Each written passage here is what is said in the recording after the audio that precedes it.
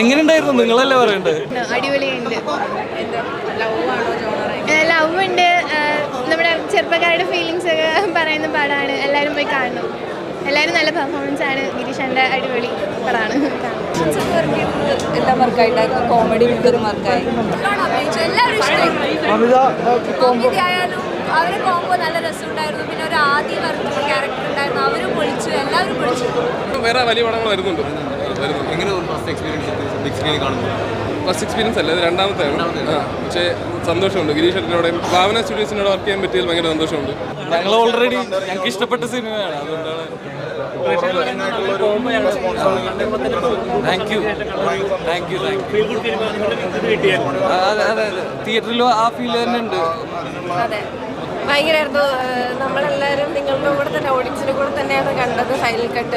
ഇപ്പോൾ കണ്ടപ്പോൾ ഭയങ്കര സന്തോഷം.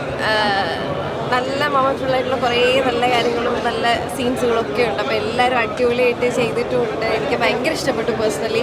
ഒരുപാട് ഇമ്പോർട്ടൻസ് ഉള്ള ഒരു ക്യാരക്ടറാണ്. ഈ ക്യാരക്ടർ എന്നോട് ചെയ്യണമെന്ന് പറഞ്ഞ് സ്ക്രിപ്റ്റ് വായിച്ചപ്പോൾ തന്നെ ഞാനിങ്ങനെ അയ്യോ ഇത് ഞാൻ ചെയ്യേണ്ട ക്യാരക്ടറാണോ എന്നുള്ളൊരു ഫീൽ ഉണ്ടായിരുന്നു. കാരണം അത്രയ്ക്ക് ഇതിനകത്ത് ഉണ്ടായിരുന്നു. പക്ഷേ ഇപ്പോൾ അത് കണ്ടപ്പോൾ ഇപ്പോൾ ഒരു വൈഫൊക്കെ ഉണ്ടായിരുന്നു. അപ്പോൾ അവളുടെ കണ്ടു പറഞ്ഞിട്ടുണ്ട്. പിന്നെ എല്ലാവരും അവിടെ ആക്ച്വലി അകത്ത് ഭയങ്കര സന്തോഷത്തിലായിരുന്നു.